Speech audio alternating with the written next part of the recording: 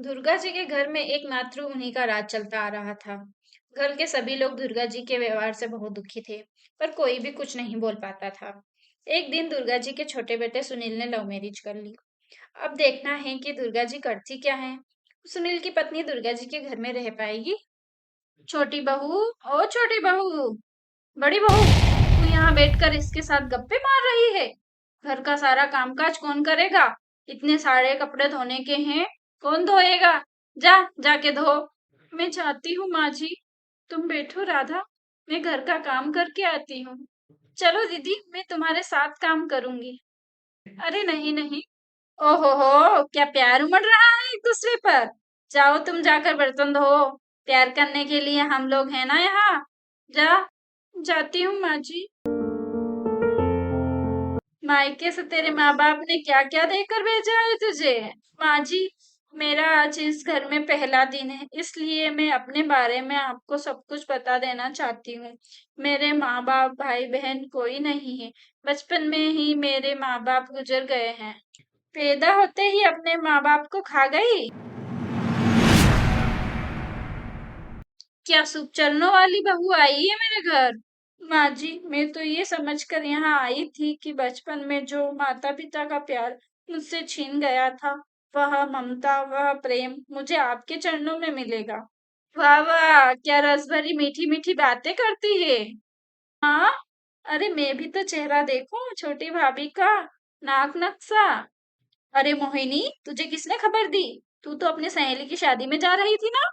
हाँ माँ, मैं जाने की तैयारी ही कर रही थी कि सुनील आया और उसने बताया। छोटी भाभी की शक्ल सूरत तो बुरी नहीं है। शक्ल को डाल चूल्हे में, पहले ये बता कि ये सोने का है या नकली है? माँ जी, ये मेरे स्वर्गवासी माँ के गहने हैं। बस ये गहने देकर मरी थी तेरी माँ? नहीं माँ जी, और भी गहने हैं उस सूटकेस में। मोहिनी, जरा देख तो। हाँ हाँ माँ। छी छी छी छी, क्या घटिया साड़ी है। ये भी सूती की साड़ी है। इससे तो अच्छे कपड़े हमारी नौकरानी पहनती है। ये अच्छी साड़ी है ना माँ? ये साड़ी मैं अपनी सहेली की शादी में पहन कर जाऊं? हाँ हाँ, पहन ले। इसमें किसी को पूछने की क्या जरूरत है? सुनो, मैं ये साड़ी ले जा रही हूँ, और मेरे आने तक ये सूटकेस को हिलाना मत। आकर मैं एक एक चीज को गौर से देखूंगी। अच्छा माँ, मैं चलती हूँ। ठहरो।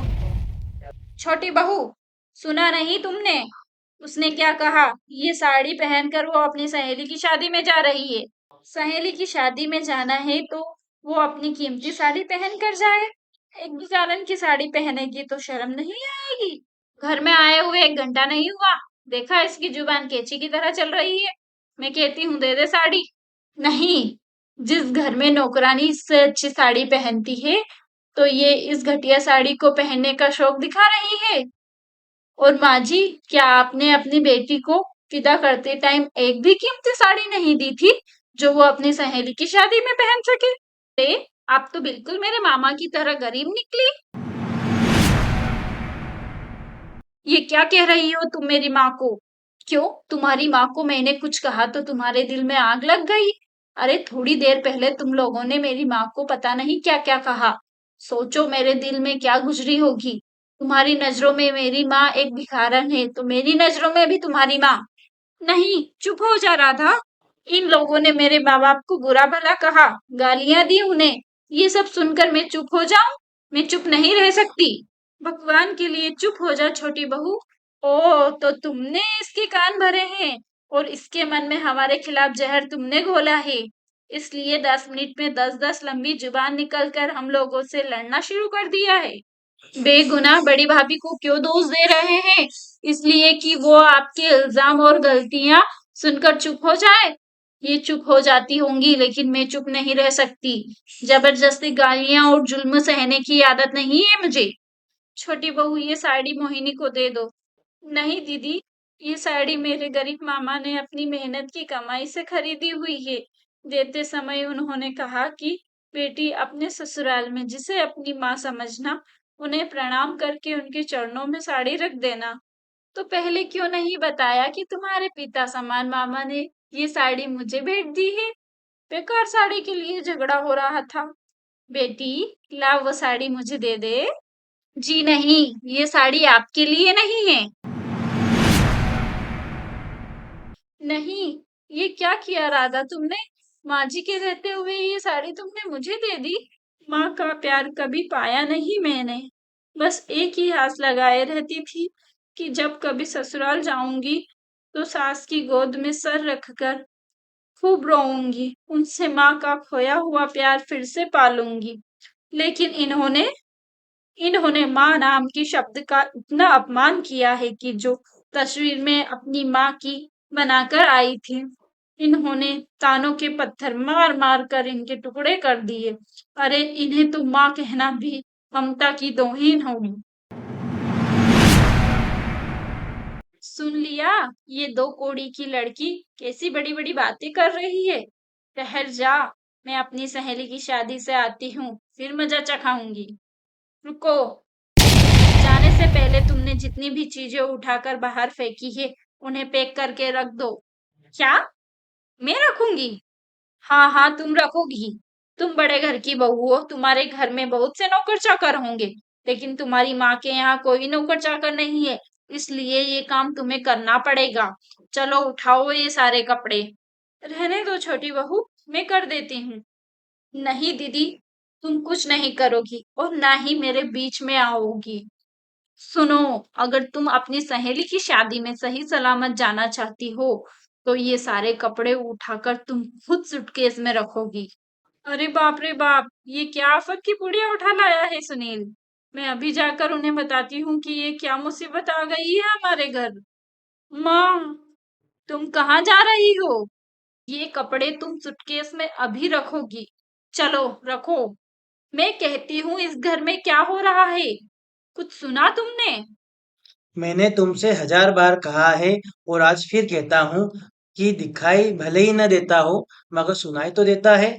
सब सुन लिया है मैंने। सुन लिया ना? सुन लिया, तुम्हारी दो कौड़ी की उस छोटी बहू ने मेरा अपमान किया, मोहिनी को नौकरानी बना दिया, उस पर हाथ तक उठा दिया। तुमने सब कुछ सुन लिया, फिर भी खामोश बैठे रहे, कुछ कहते क्यों नहीं? बिल्कुल कहूंगा, खामोश नहीं बैठूंगा। देखो अब मैं कैसे कहता हूँ। ओ बड़ी बहू। ये सारी आग उसी की लगाई है, छोटी बहू की चाबी उसी ने भरी है। बाबूजी, आपने मुझे बुलाया? हाँ, तुमने महामाया के आगमन की कहानी सुनी है? किसकी आगमन की कहानी? महामाया के आगमन की कहानी। ये महामाया कौन है? बताता हूँ। संसार में जुर्म और अत्याचार बहुत बढ़ गया था। चारों तरफ हाहाकार मचने लगी। बस लोग खून के आंसू रो रहे थे। ऐसे में वो 10 हाथों वाली देवी अपने हाथों में तेजस्वी माया लिए बिजलियों पर सवार तूफानी हवाओं में धरती पर आई और एक ही बार में सबका सर्वनाश कर दिया। यही है महामाया के आगमन की कहानी। मेरे घर के संसार में भी जुर्म और अत्याचार बहुत बढ़ गया था। सब लोग मन ही मन में हाहाकार कर रहे थे। जबान खोलने की किसी को इजाजत नहीं थी। ऐसे में उस महामाया ने अवतार लिया। अरे मेरी छोटी बहू के रूप में। अरे शंख बजाओ, पूजा करो, आरती उतारो उसकी। मैं अब समझी, तो ये है तुम्हारी महामाया। मैं खुद उसकी आरती उतारूंगी। वो समझती क्या है? तुम्हारी महामाया पर झाड़ू के कचरे की तरह इस घर की दहलीज से बाहर नहीं निकाला, तो मेरा नाम भी दुर्गा नहीं। अगले दिन। बाबूजी, आजा बेटी आजा।